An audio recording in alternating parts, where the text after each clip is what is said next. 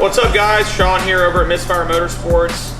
We're just here to show you guys a little bit of what we've been working on, and that includes this being our last day here at Misfire Motorsports location that we've started. It's been a great 10 years in this spot, but it's time to move on to some new beginnings, and we're extremely grateful for all of our customers and the support that we've been given over the years to give us the opportunity to work on your stuff and build your cars, the amount of trust you've given us, all the support you've given us on the racetrack, backing us to push the Subaru platform to new levels, and everything in between. We can't wait to show you guys the new place and to push the platform even further with the help of you guys and the endless support that we've received. Grant and I and the rest of the team are extremely grateful for all of you guys, each and every one of you.